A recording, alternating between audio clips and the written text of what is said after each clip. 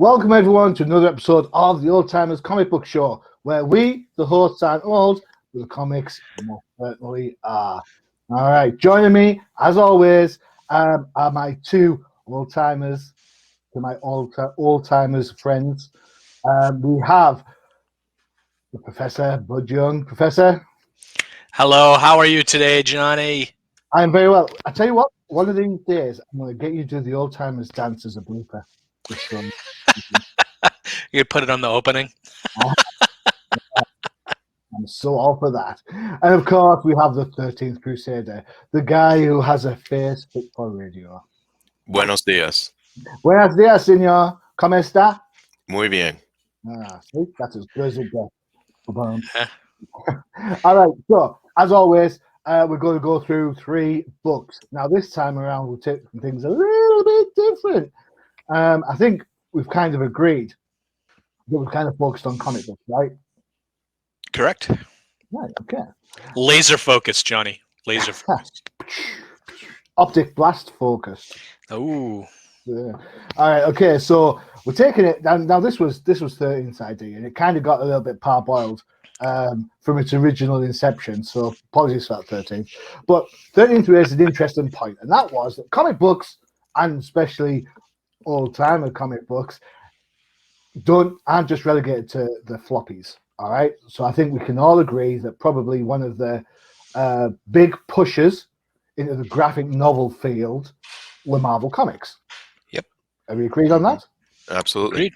Yeah, cool. And it's funny because I'm looking at the books that we've chosen today, and I'm kind of thinking, it's quite Marvel heavy. I was trying to think, is there a DC equivalent?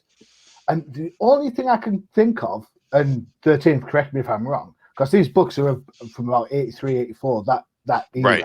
We're talking about original stuff here. We're not talking about reprints. It's probably the Son of the Demon. That's Correct. probably the only thing that I can think of that sort of pops into my head of this era from DC Comics. That's right. And it was a slightly different format, meaning that it was a little bit more oversized than your typical book. Cool. So, guys, here's a quick question before we get into the books then. Why is it, do you think, and we'll start with Professor, why do you think Marvel kind of led the way on this whole idea of a graphic novel?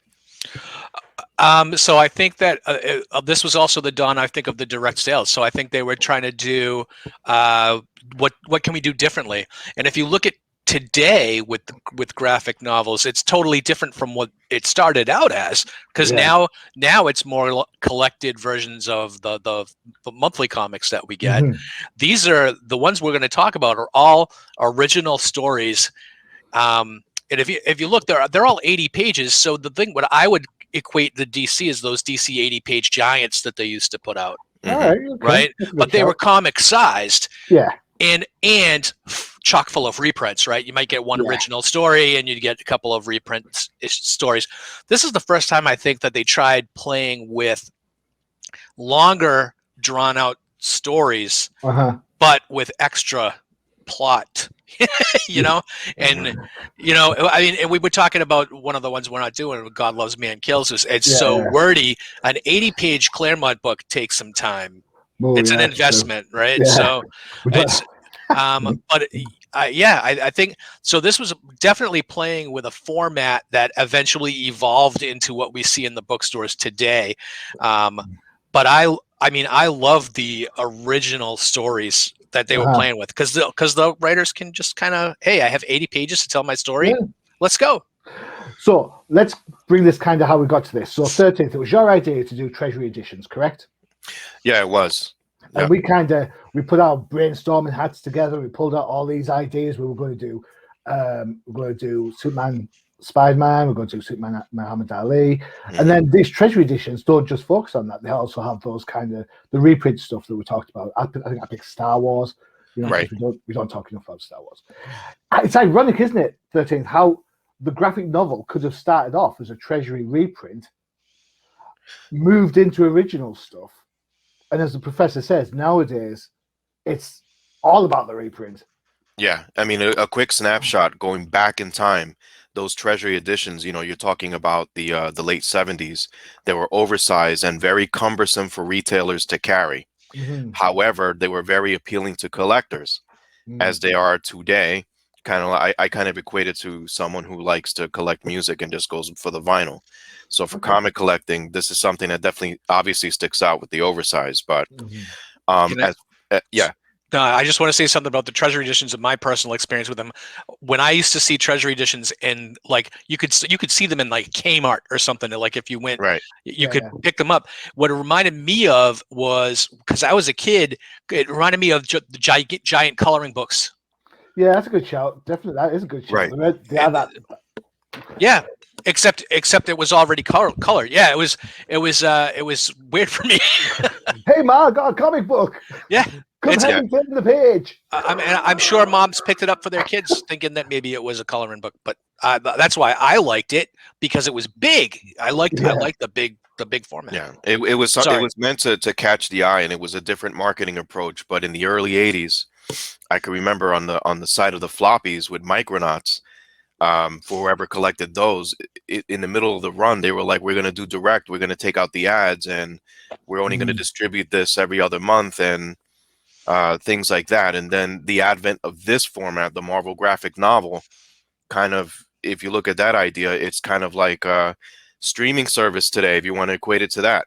Well, if you want to get an exclusive tale, get this. It's original content. It's not reprint like the Treasury. It's a little easier to hold, and you're getting more bang for your buck. And if you look at the run in itself, Marvel graphic novel, there were over 50 of these, and a good chunk of these were done by legendary creators. The art, it was meant to be like a prestige, like something exclusive that you wouldn't get in a floppy. So the direct market approach, yeah, they did that with some titles. I mentioned Micronauts. I know there were others, but this was something that was meant to be special. And obviously, if they did more than 50 of these, it worked. Good shout. Good shout. All right, so enough chitter chatter. Let's get down and dirty with the books. No discussion about graphic novels, be it DC or Marvel, would be complete without this book. This is Marvel graphic numero uno. Am I right? I think I am. I hope I'm right, because otherwise I'm going to look like an idiot, and I don't want that to happen. All right, we are going to talk about the Death of Captain Marvel from 1982. Currently, spoiler alert. Yeah. Clues in the title, dudes. And dudettes. So, from a certain eBay site, I'm not saying it's eBay, but it could be, you never know. This is currently retailing at a whopping great £20. Now, there's been so many reprints and so many versions of this, so, takes what you can find, I guess. Written and art by Jim Starlin, colors by Steve Olive, and letters by Jim Novak. Now, before we get into this book was going to be the choice of our Crusader Down Under, who was unfortunately not able to be with us today. So, Dodge, I hope you're feeling better soon, my friend. We're going to do this book justice for you. So, 13th. I think you said you had a couple of things you wanted to say about this. Yeah, or definitely. 13 things. How much time do I have? No, just kidding. First, and that's a wrap. Yeah, bye. First and foremost, definitely, this was Dodgy's pick, the Crusader from the land down under, who's under the weather. So I'll try to do it justice. First off, yeah, the clues in the title, like Johnny said, it's the first book of the Marvel graphic novel runs, and with like any run, you want to try to get out there with something that's very impactful. I don't know. I can't think of any other way that a run kind of starts off like this. You're talking about Jim Starlin, a legendary creator. The cover tells you who's going to be in here. This is pretty much the Bronze Age era of Marvel. And talking about one of the most referred to and a legend in its own right, I guess, character-wise, with Marvel, the Kree warrior. So he's had his run. He's been a staple in for Marvel for quite some time to this point, and it comes to an end, unfortunately, with this book. So before we get into this, let's just clarify a couple of points. This is not Carol Danvers. All right. Correct. So if people are watching this, fair enough, you get the picture. If you listen to this anywhere else and we talk about Captain Marvel, don't worry, Carol's safe. She's fine. She's not even in this, by the way. Yeah. Ironically, right? All right, so this is, as 13th has said, this is Marvel. And I'm going to be honest, 70s, late 70s, early 80s Marvel, I didn't see a lot of action in the UK for Captain Marvel. So this, to me, is kind of like a new book. I need you guys to tell me about this book because, I don't know everything. I know that's hard to believe. So, Yeah, so Marvel was definitely a staple in the Marvel universe at this point in time, and he was revered as he was very respected. Obviously, the villains that he had encountered along the way, were of a cosmic level, mhm, and eventually, that he started getting involved with trying to defeat Thanos. Everybody knows Thanos, but for Thanos, so, heroes that he fought against was this is one of them, and then obviously Adam Warlock. But this is like late 70s. Now we're into the early 80s. Jim Starlin was no stranger mhm, to Marvel. Some of his ideas, especially in Strange Tales, pretty much I want to say 178 through 182, I believe was a Starlin run. There were some wacky ideas there, but this was Jim Starlin, and this is kind of a continuation of that. Somehow he made everything flow when it came mhm, to Marvel Cosmic at this point in time. But Marvel was kind of like that bridge, right? Because mhm, he was a Kree warrior who came to Earth. His own solo run basically spoke about his time on Earth slash let's evolve into getting more cosmically involved, mhm, team ups with Avengers, et cetera, et cetera. But I think with this Jim Starlin tale, I mean, needless to say, his art is impeccable here, and mhm, you waste no time with this run. Like this will just every page you could just go through it, whether it's a splash panel, the detail, the coloring, everything. It's absolutely incredible. The story itself it's a long read, but you mhm, don't need to be a Marvel Kree expert or cosmic level anything expert reading this book, and I think that's very important, especially for what eventually will happen, right? The details right in the on the cover. mhm, But for someone who is a novice and has no idea who the players are, you're going to learn in here. Plus, you're going to get exposed to a ton of Marvel characters at this time. mhm, So it's a very powerful tale, how Marvel dies and why. But this is kind of like a goodbye. This is a mhm, goodbye book from Marvel's point of view. mhm, And Jim Starlin just pretty much put this all together in one soup. And I don't, this is my opinion. I see a lot of reviewers out there that when they review books, they instantly give it a perfect mark or whatever.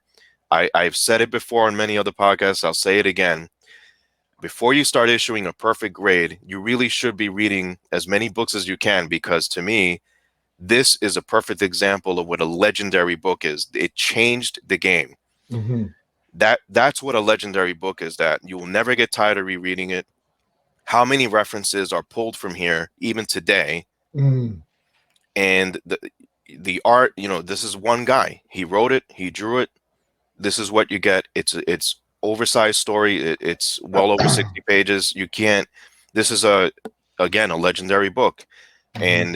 And this was kind of the perfect way to send off Captain Marvel with something that, with all the threats that he faced with cosmic threats, eventually cancer did him in, Yeah, and and it touches on a very sensitive subject.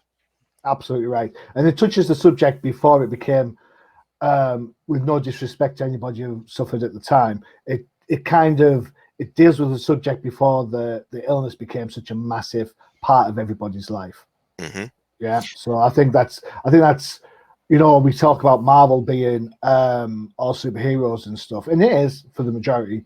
They don't have a vertigo range, for example, but what they do have is their finger on the pulse of society at times. So when they get it right, they get it right, and this is one of those occasions where they get it right. And Um, like what you said, Johnny, this was going to be Dodgy's pick. So I want to take the time to thank him for picking this book, because it had been a while since I read this, and I felt like reading it now was like reading it again for the first time. And cool. that's all that stuck in my mind. What is the definition of a legendary comic book? This is it. Cool. All right. So thanks, Dodgy. Cheers, mate. All right. Okay, Professor. Do you agree? I do. You know, when what just touched me, what I just thought of when 13 was talking is like they took Marvel's most alien character and turned him into the most human character Right. by the end of this book, because you realize very early on that there's really nothing they can do, and they try. That's why you have all these other Marvel superheroes in here, because this book does not take place on Earth. Maybe a couple of pages do, but all these heroes from Earth are traveling to Titan to try to save their friend. But if I want to like go back in the history of Captain Marvel and just say, you know, he debuted in 1967, I think, and his run, even though it was continued like from issue 1 to I can't remember the last issue, and it was like 1978, I think, but it was kind of an uninterrupted run, but it was interrupted because they canceled it several times, and then they started republishing it a couple of years later. And that does sound like Marvel. If this was out now, it'd have a legacy number. Let's not forget too correct. that even after that run, that he had new stories in the Marvel Spotlight books. Yeah, very few. Yep, and the book never really took off until Starlin came on and made the character his own. And at the same time, Starlin was also doing magic with Adam Warlock, and introduced a metric ton of cosmic level characters that hadn't existed previously in the Marvel universe. So credit to Starlin for that, because he kind of created his own universe inside Marvel. Right. And all these characters where he was, you know, I would say he appropriated Captain Marvel and Adam Warlock, but everybody else he created, you know. It's interesting you say that, because Thanos was originally going to be an Iron Man character, wasn't he? He was an Iron Man villain originally. He was. Well, he first appeared in Iron Man, but in a story written by Jim Starlin. Right. Yeah. So anyway. What I would see, so the death of Captain Marvel in 1982 followed, it was a few years after his book got canceled, and he had pretty much, I guess, I want to say, kind of labored in obscurity, right? And I think bringing him back in order to kill him off was but leaving it in the hands of Jim Starlin, right? So you want to have the guy that was responsible for all the great Captain Marvel stories and all the great Warlock stories come back and do this story. And what I found, and I don't have any proof of anything of this, but what I found myself thinking about when I was reading this was, I wonder if Jim Starlin was very quick, or maybe very soon removed from losing someone he loved.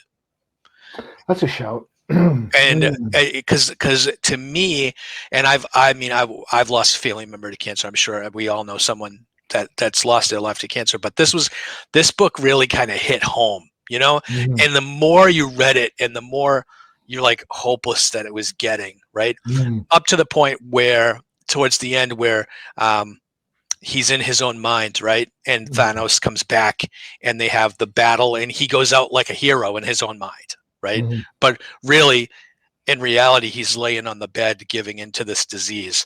But we got the story of how heroic he was at the end, right, and how heroic he had been before. And that's another bringing Rick Jones back. I was waiting, like I couldn't believe they waited that long to bring him back. He didn't come back till like the 3/4 of the way through the graphic novel, and I was like, where's Rick Jones the entire time? But bringing him back and having him, and at least giving him that moment at the end where he goes in to visit Captain Marvel, and they leave the two of them together at the towards the end, was really touching to me. And the fact that there was a page in there where all the heroes think about why they never tried to cure cancer before. And to me, I was like, wow, you know, at least you kind of have to say that, right? If cancer is the big baddie, you kind of have to realize that, you know, hey, we fight these cosmic level threats every day, and we can't we can't take care of the one at home, you know?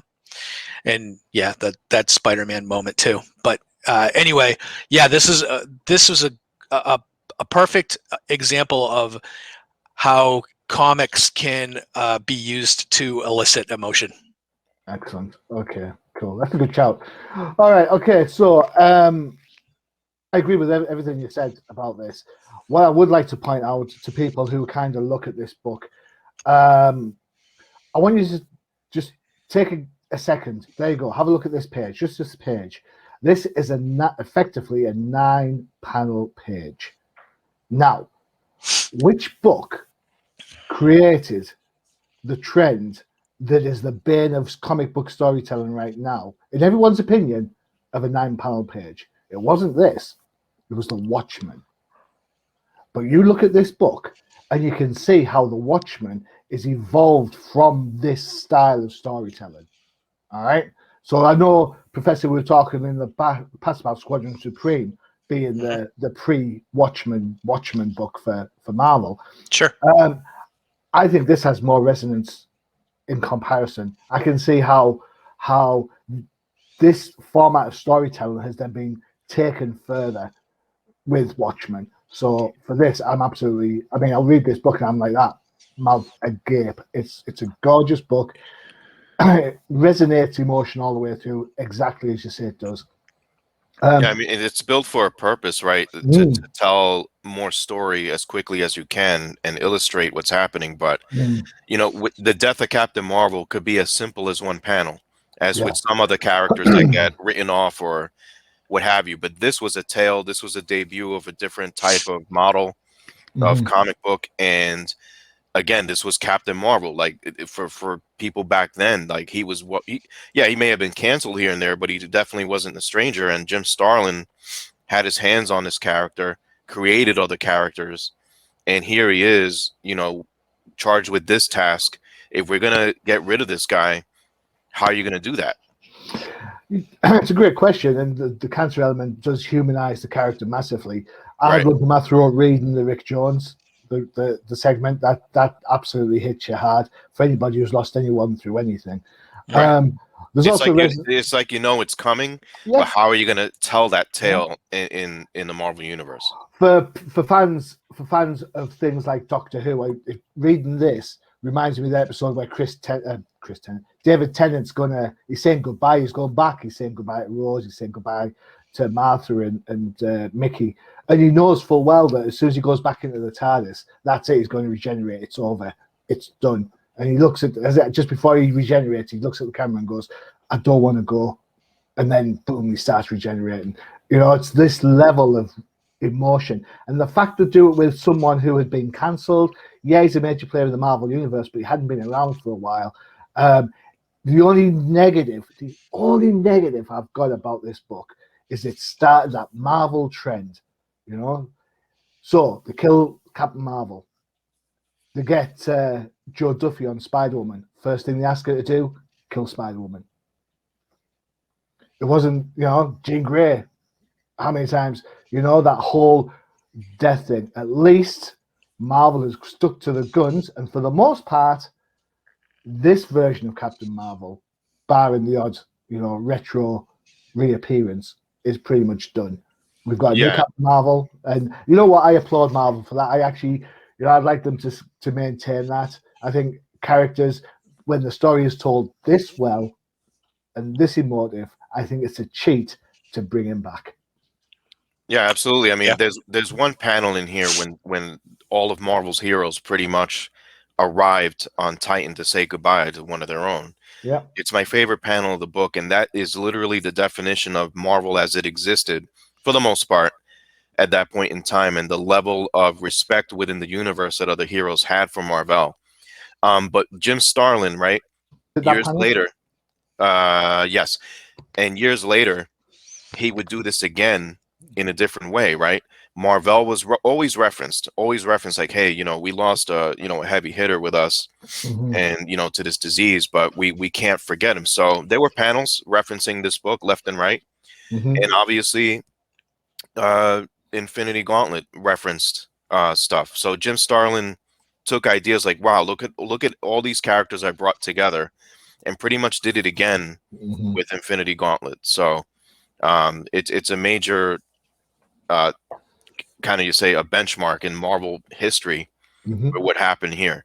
And yeah, I agree, and I'm glad that Marvel has not been somehow resurrected, unlike Thanos, who's died multiple times. Same for Warlock and other characters. So Drax the Destroyer is another one. So you may see characters in here and you're like, hey, wait a minute, with a totally different personality. I could just point out Drax. He was pretty much a dumb brute by the time the Gauntlet came about. But this was the era of Marvel. This was their light cosmic, as I call it, with Marvel. It's funny on this panel, we talked about champions last time. Look, there's a Black Widow, there's Hercules. All we need is can anyone see Iceman? Oh, there's Angel at the back.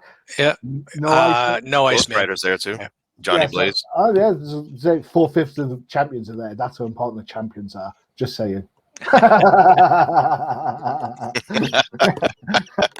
Maybe not so much. I'm probably still on a hard sell with that one, aren't I? Oh my god. All right, okay. So Dodge Pot, that was for you, my friend. Get better soon. For anyone who's worried, it is the flu. It is not COVID. So we expect a few Barbies will probably shake that off. So go get them, Dodge. Right, what we'll do next is we'll take a bit of a quick break before we move on to our next book. I know this seems like selfless plug. I'm sorry about this, but it's the advert for Flipside Focus. Have a listen to this. It's all about indie books. Catch you in 30. Let me ask you a question. Are you wanting to read a new comic book that has nothing to do with the big two? Are you tired of looking through countless titles and have no idea where to begin? Well, don't you worry, because the Random Dude Josh and Johnny the Machine Hughes has the podcast for you. Flipside Focus, only on the Undercover Capes Podcast Network. I feel so gangster when that ad plays. All right, okay, so number 1 is done. We're going to jump a few issues. We're now going to jump to Marvel graphic novel number 4. That's right, number 4. And we're talking about the New Mutants from 1982. Currently retailing, you can get this at £40 from a auction site which we can't name. eBay. yeah, fraud bait. All right. So it's written by the ex-god himself, Chris Claremont. Art by Bob McLeod. Letters by Tim Osachowski. See, I got it right this time, guys. Woo-hoo. There you go. Yeah, booyah. And colors by Glynis Wen. Professor, let's start with yourself. Here we go. It is New Mutants. Let me bring it up for you so we can have a look. Well, this is the first appearance of most of the New Mutants that everybody's familiar with. It's the first appearance of Cannonball, Sunspot, Mirage, Wolfsbane, and Karma. So, I mean, this is the whole team. Pretty much. I mean, they add Ilyana and Warlock and Cypher later, but yeah, this is the core New Mutants team, and they all appear in this first issue. And this very much feels like a first issue, right? Because it jumps right into the ongoing New Mutants series that comes shortly thereafter. But this is where they all first appear. Now, if you remember so for the graphic novel, I think this is the first time that they actually, I think they kick off a series in a graphic novel. But it's also I think where you see other happenings in the Marvel universe currently at this time affecting this book, because the X-Men are supposedly dead, even though they're off in space battling the Brood, right? Their extended visit in space, so they are presumed dead. And Professor Xavier and his, customary 5 minutes of mourning before he decides to put a new team of fodder together. is, this is very much a putting the band back together type of a book. And people say Batman has a low regard for sidekicks and kids. I did kind of get that in this book, as we get towards the end, that when you realize all of the players in this book are like 14 or 15 years old, but they are being treated in this book by Claremont as adults, and they feel like, obviously Sam's a little older if he's working in the mines to support his family, maybe. I think that's the Jim Shooter effect. I'm from Pittsburgh. If I wasn't working in comics, I'd be working down the mine when I was 13. Yeah. Well, I mean, there are very few panels in this book that Sam looks like a teenager. Sam looks like a full-grown adult in almost every panel that they show him in. The rest of them look like kids. But reading this and actually for this podcast, this is the first time I've ever read this book. And really? It's surprising. It was surprised me too, but I never, I was more of an X-Men fan and I never really was on board with the New Mutants because they always seemed to me like to be the freshmen of the X-Men, and whatever was happening there was not nearly as important as what was going on in the main X-Men book. So, and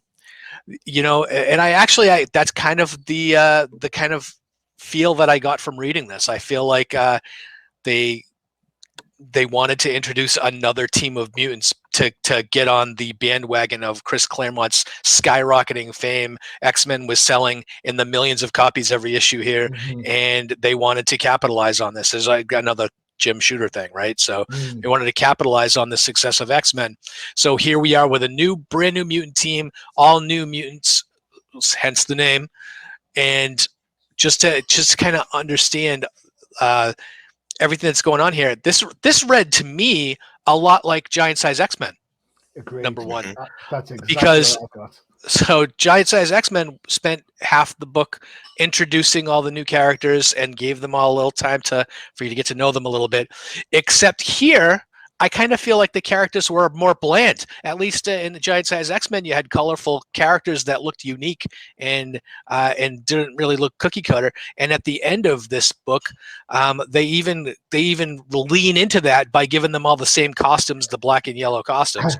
Well, I think the part of that, Professor, and maybe Mike 13th can join in on this.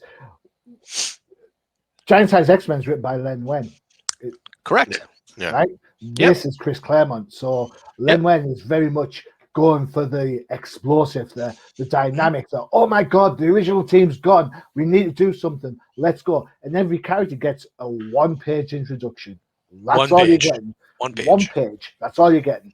If you can get 9 panels on the page, then that's fine. We're going to give you an introduction. All right. So you got to think that's Nightcrawler, that's Storm. I don't think Wolverine gets a full page. I think it just storms out after half a page. Yep. Colossus. Yep. That's Sunfire and Banshee get half a page each. So you're talking maybe 7 pages of that book. Each character gets 7 pages. It's like, oh my God. This is hard going. It's a hard read. So and that goes to what I said before about having an 80-page graphic novel that lets you drag out a story pretty much. And even then, it's Claremont. Just look at the amount of words on that. I mean, look, I'm all for reading a good book. But there's Karma, second panel down, with that grip. Nobody speaks for that length of time. Are you insane? Yeah. Well, maybe that's just me. So the antagonist in this book, Donald Pierce from the Hellfire Club, he wants to eradicate the mutants. Little does Donald Pierce know that he's on a whole team full of mutants in the Hellfire Club. So I don't know what his ongoing issue is. I like the return of we have Cole, Macon, and Reese, even though they don't really identify them by name. They are the Hellfire Club flunkies that got torn to shreds by Wolverine, and later on down the road they become Donald Pierce's Reavers, and look much different from what they look here in this book. The adult part Oh, I'm yeah. talking about is when Sunspot and his girlfriend get kidnapped, and they actually kill off Sunspot's girlfriend, and that was tough to read a little bit and remember that those kids were like 14-year-old kids, right? So, to me, I mean, this book served its purpose by introducing all the characters and having them by the end of the book become a team. But yeah, this book was a little lacking for me, Johnny. Okay. A little lacking for me in story.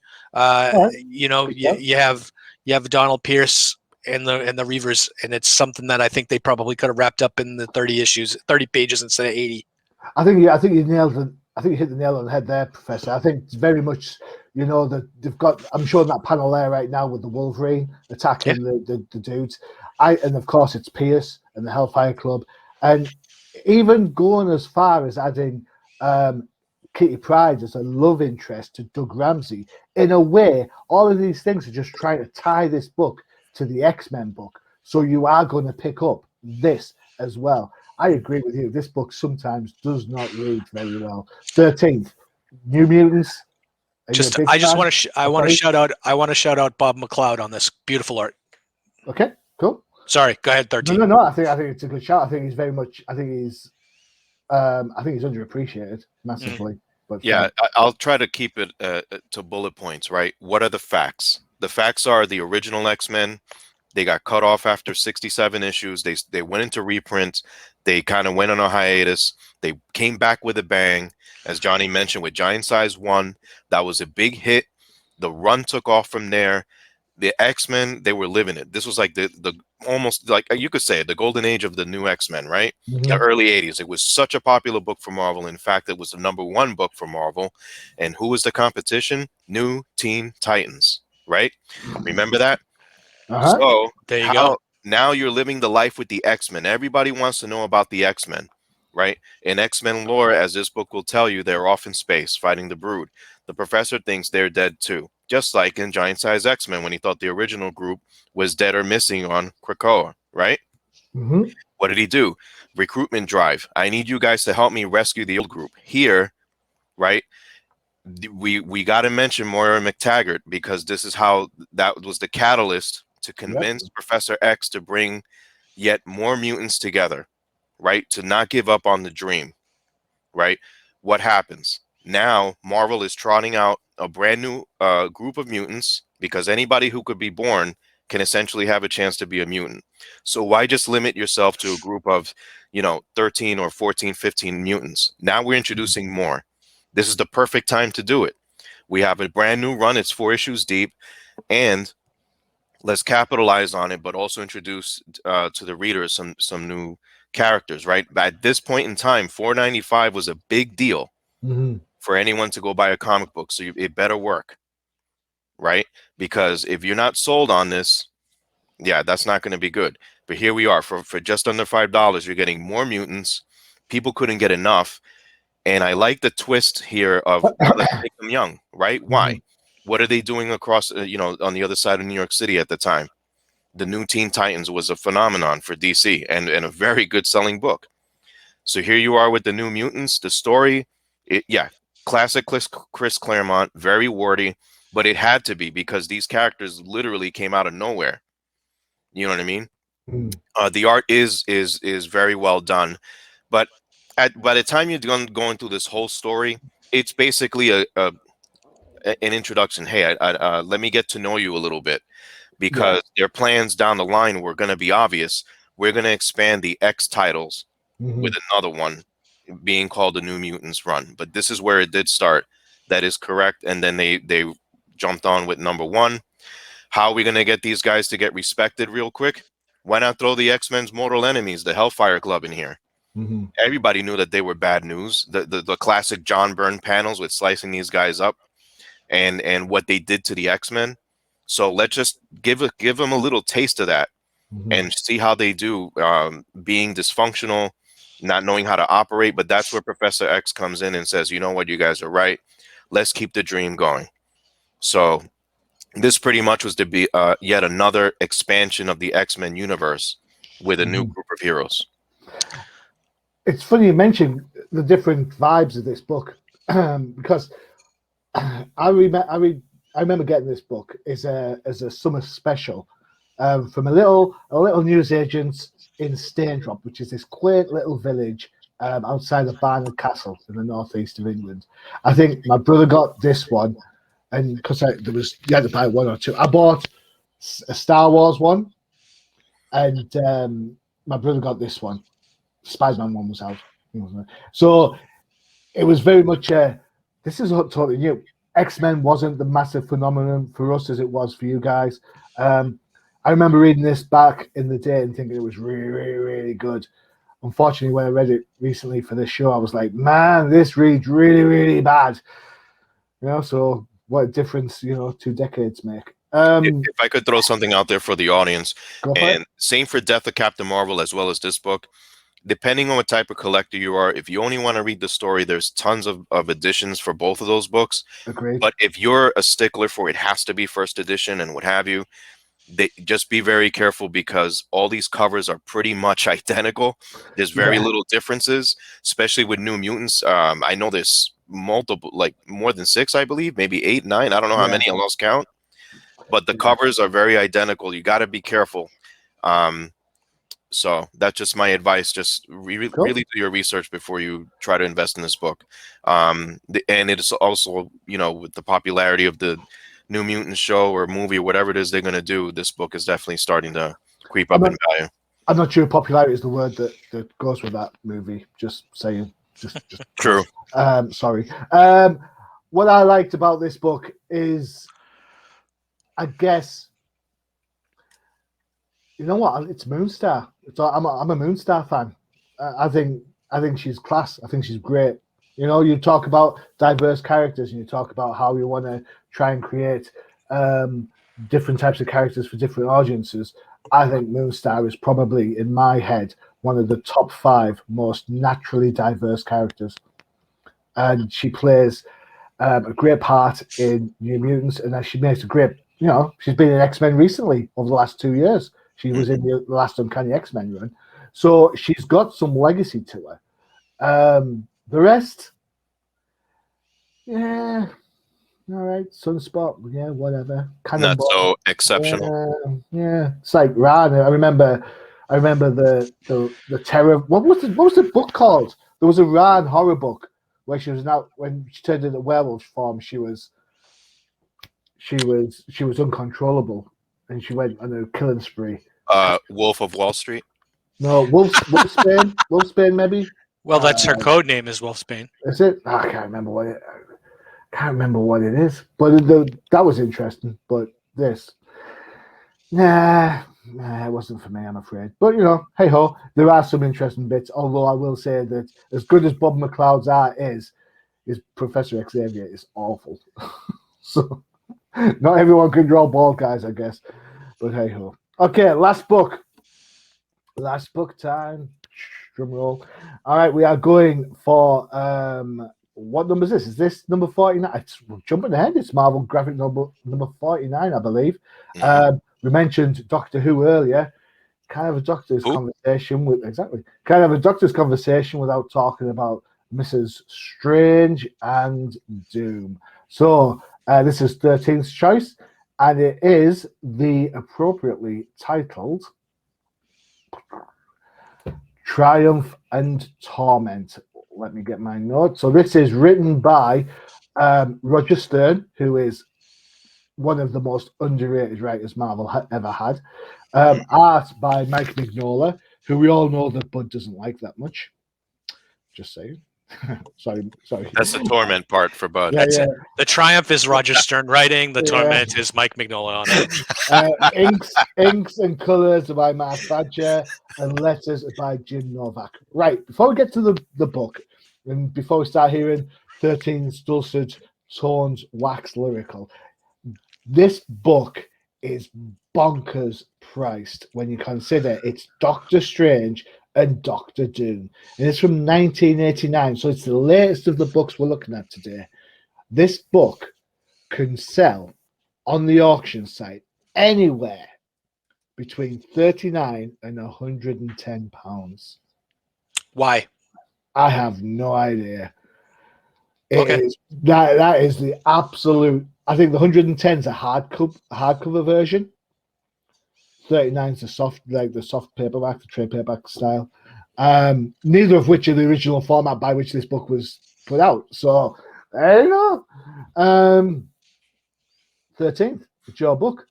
Yeah, I'll Take it try away. not to impact the stock value of this book as much as I can. Um, Well, right, that's it then. That's the thing. It's done. Professor, it's your turn. I'm gonna start buying it up to push up the price. Yeah. Good call. Good call. I So want to say yeah, first off, that's a great cover. Love the cover. yeah, again, yeah, Roger Stern is definitely an underrated writer, but as we said earlier, when it came to the Marvel graphic novel run, you got a lot of people creators that took part of these projects, and you're looking at the creative crew for most of this run, and you're wondering like, wow, like it's crazy. Yeah, we've said it before. I'm not too much of a fan of Mike Mignola. I liked his art fit well, as we mentioned before in Gotham by Gaslight. Here is an example of where I'm not too crazy of how his artwork flowed through this book. However, Really? yeah, What? Are yep. you blind? Oh my god! But the story, one of my favorite for this run, absolutely. Other than the death of Captain Marvel, I'm not going to call it a legendary book, but I'm going to call it. It's a really good read, Okay. and I was What's the very story much. then? What's the story? Tell us what makes it such a good read. What's the story? What's going on? Yeah, so basically, you have two characters who, to this point, rarely have interacted. Yeah, maybe in the 70s they've had a run-in and what have you, but here they're really kind of intertwined, like their fates are intertwined. And I think that was a very good thing that Roger Stern did here, showing Doctor Doom. Yeah, we know his origin. Yeah, scarred face, with putting on the armor and all that stuff. But we're really focusing on the mystical side of Doctor Doom. You automatically get that with Doctor Strange. His origin is fairly well known by now. But this insight as to Doctor Doom was pretty much very fresh for people of this time. Yeah, people knew he had powers of mysticism, but here you get an explanation for that. With Doctor Strange, anything can happen in the world of mysticism. And long story short, all the sorcerers on Earth were gathered by another sorcerer, and they were meant to kind of duke it out because there was going to be they want to know who was going to earn the real title of the Sorcerer Supreme. Everyone assumed that Doctor Strange was, but here we are. You're going to earn the title. So, long story short, the sorcerers battle each other. Two people are left standing, and those are the two main characters of the book. But the twist here, which I thought was phenomenal, as Doctor Strange was declared the winner, he had to perform a favor for whoever was left standing, and in this case was Doctor Doom. Now, right away, you think like, here we go. Doctor Doom can kind of basically ask Strange to do any favor he wants. That's like, the genie out of the bottle. Grant me whatever wish. And Doctor Doom is extremely intelligent, but, he knows what he wants. And in this case, it's actually something that's very important to him. Rescue his mom. His mom, unfortunately, made a deal with the devil, and in this case, Mephisto. And we've spoken about Mephisto before, in fact, on our first episode. We did. How immensely underrated I still feel that Mephisto is. Here is a tale where he is involved with Doctor Doom's mom and basically captures her soul. And you go through the rest of the book and you really get that real, like, digging in deep to the childhood of Doctor Doom, what Latveria is about, who was in charge before, how did he come to power. It's a very powerful tale or a journey that Doom went through to get to this point now. He's evil, but everybody's got a journey, and I think this book did a very good job at explaining that. But See, I have to disagree with you on that one. I don't think Doctor Doom is actually evil. I think Doctor Doom is one of those quintessential guys who does what he does because he thinks he's doing it for the right reasons. Correct. And that can't make him, that doesn't make him evil. It might make him misguided. I mean, Lex Luthor all he wants to do is rid the Earth of aliens. That's all he wants to to this do. point, he was generally regarded as evil Yeah. until this book came along, right? And I was going to get to that in a bit, Oh, right? sorry. I've had But- so up in there. But I've picked your pocket. it's okay. You need more change. I'm sitting carrying this. But there's a splash panel in here where the goal is achieved. Where is his mother's soul? It's in hell. Who controls hell? Mephisto. How the hell are we going to get there? They figured it out. They trained, Doctor Strange was like, I can't really do this by myself. So Doctor Doom, in a way, has, takes advantage, in a way, if you think about it, by learning from the Sorcerer Supreme himself. So in a way, Doom's powers are augmented. They're enhanced with more training, as much as Doctor Strange doesn't want to do it, but they had no choice. They're not going against some, low-rate villain. They're going into another dimension. And anyone who knows Mephisto well knows that he is at his most powerful within his own realm. So here you are, you're talking about an invasion, a rescue mission on Mephisto's home turf. And this is where I think Mignola's art did very well. The way that he was depicting the environment, Mephisto always appearing larger. The background, like the lighting of the background, just made him look immensely powerful. And it's almost a taunt. He's taunting, Doctor Strange and Doctor Doom. On any other given day, these two guys team up. They could take out pretty much quite a number of other Marvel characters. But this is Mephisto we're talking about here. And I think the showdown that they have, just the artwork in itself was taunting. And then you can read the words and it totally backs that up. And, then they battle. But it's not just a physical battle, kind of like we mentioned with the Surfer before. It's also on a mental level. Again, Mephisto tempting both characters pretty much, diverting one, torturing Doctor Strange and tempting Doctor Doom. But Doom stays Doom no matter what. And I think here is so evident where he just sticks to his guns. The mission was to rescue his mom, end the story, regardless, no matter what. But to Johnny's point earlier, you do see a side of Doctor Doom that you don't typically see, where Doom pretty much outsmarted Mephisto. So it makes you think on a, I guess, a philosophical level with Marvel. Man, you have the Prince of Lies, but he got lied to by Doctor Doom. And that just shows you the fortitude of Doctor Doom's mentality. Like, he doesn't care what you think about him. He's just going to be Doom through and through.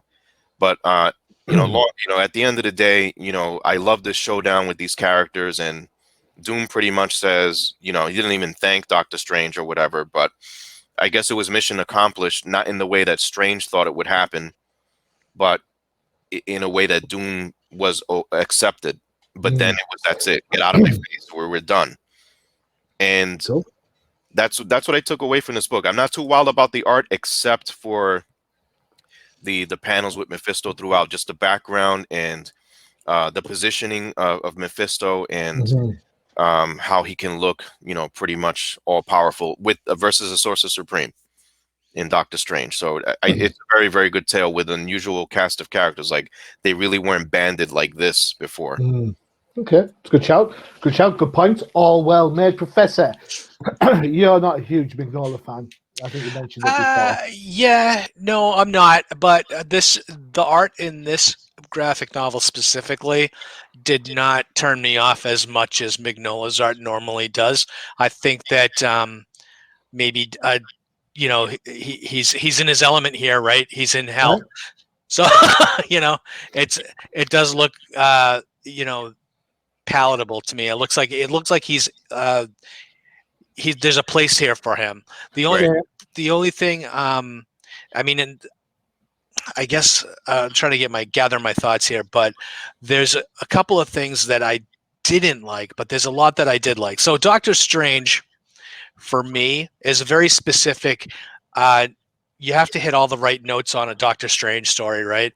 I think it has to be a little psychedelic, right? Which I don't think they really hit here. But Doctor Strange stories can be really, really, really good or really, really, really bad, depending on who writes them. And I thought the story here was really, really, really good.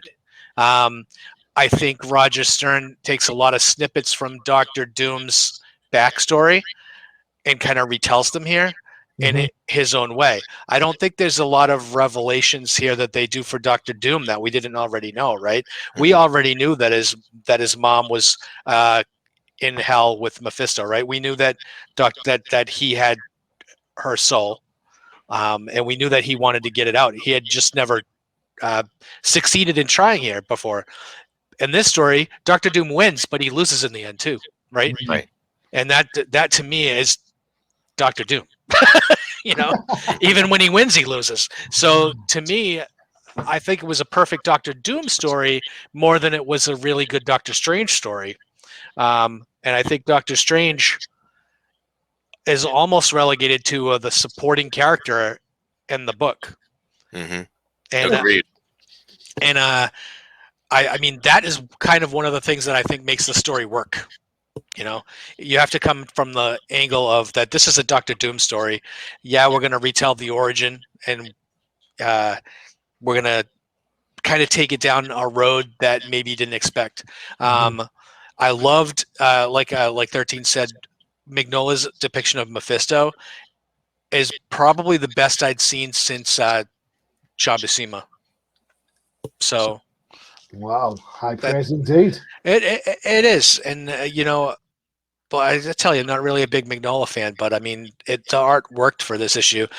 Minus the psychedelicness that I expect from a Doctor Strange story. I expect like some stuff to look wonky, and nothing really looked wonky in this. You didn't think anything looked wonky? Oh, okay, cool. Yeah. Good point. I like it. Okay, so for me, you know I'm a huge Mignola fan.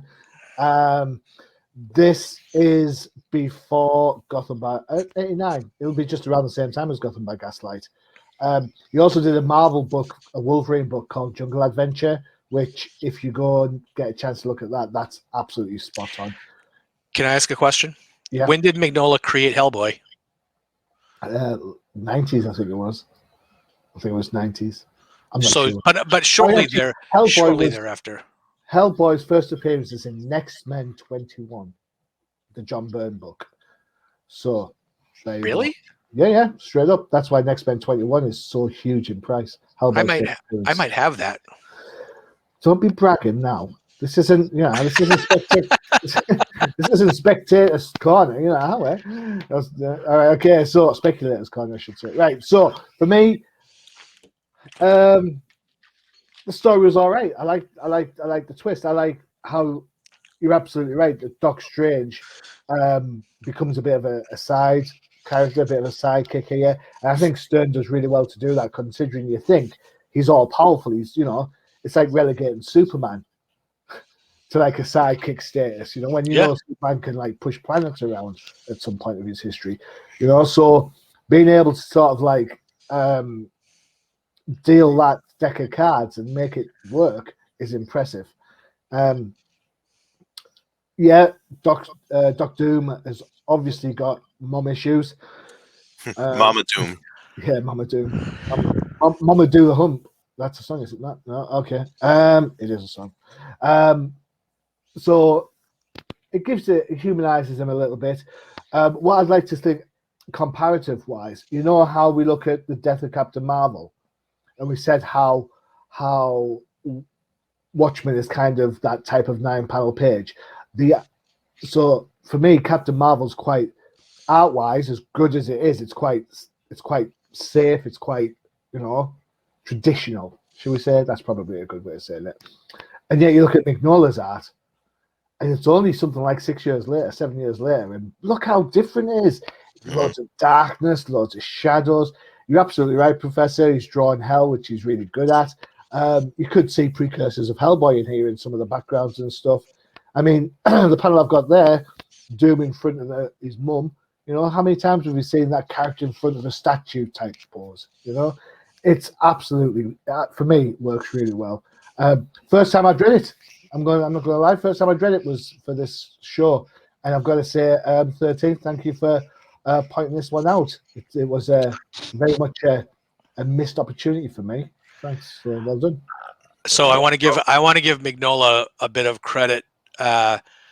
because I think if you want to turn it back to there's the one page when they would show in Doctor Doom's origin, like right at the beginning.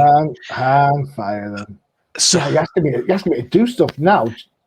but no, it's gonna showcase Doom's arrogance and vanity. Mm-hmm. Is when he's saying how his face is scarred and he's ugly, and he needs to cover up his face from the scarring, right? If I'm giving anybody epileptic, it's like that's page here.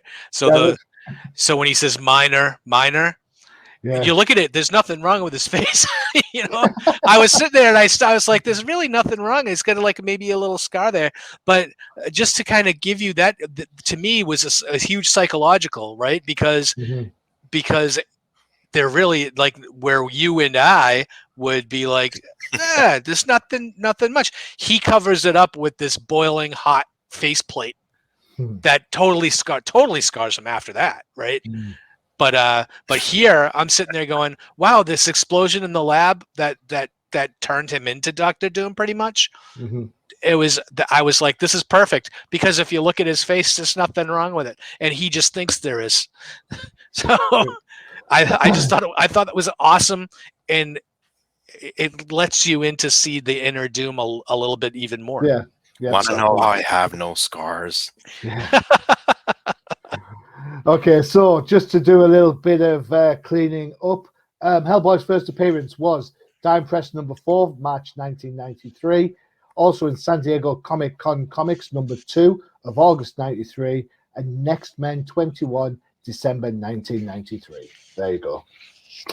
Go check it out. I did check. I do have that book. I didn't know it was Hellboy's first appearance, though. Damn it, I knew I should have helped you with your book sooner. I would have been like, oh, you don't want this? Nah. So just in case anybody's wondering, that will be on eBay later, I'm sure. We do have our fingers on the pulse, right? Every time we talk about a book, it spikes in price for some reason. Yeah. What can I say? We were trendsetters. There we go. I've never been trendy in my life. Well, that's the triumph, right? We get to talk about great books, but the torment is when the value goes up and we don't have the book. We got to go try and buy it at a higher price. I don't care. I've still got Tim Fox's first appearance, so congratulations. Thank you. Do you want to hear something really weird? It's probably the wrong show for this, but Amazing Spider-Man 55, that's gone through the roof. Why is that going through the roof? I have no idea, but there you go. All right, that's Amazing Spider-Man, the current run, not the Amazing Spider-Man 55 from. Oh, the last remains book. Yeah, it's crazy prices. Just the regular cover as well. Go and ask Lucas next time you see him. I think we talked about it on the podcast, on No Prize Podcast. Which podcast? No Prize Podcast. All right, excellent. All about Marvel Comics. Oh, there you go. Cool. That's how I managed to segue into that. It's like I do this for a living. All right, guys. That's it for another episode. I hope you had fun. Some good books to look at. Some unusual ones, I thought, this time around. So that'll be that's lots of fun reading. Next time around, it's our Valentine's special. We're talking about the cutest couples of comicdom. No spoilers on who we're picking. That's not a hint. Just saying, in case anybody thinks I'm going Steph Brown. I'm not. Just saying. It'll be from a comic book. There's your spoiler alert. Yeah. All right. Okay. So be around in a couple of weeks to pick that one up. See what you think of our cutest couples in comics competition. All that's left to say is don't forget to check out the UCPN for all your favorite shows, including Bud's No Prize Podcast, The Definitive Crusade, Outside the Panels, and of course the Flipside Focus, which you've already seen the advert for. All right, guys, thanks very much for spending the time. I really do appreciate it. Absolutely. Thank you, Machine. Excellent. And now, whilst you guys listen to the lovely outro, we get to watch Bud do his little old timers dance. Adios. Hasta la vista.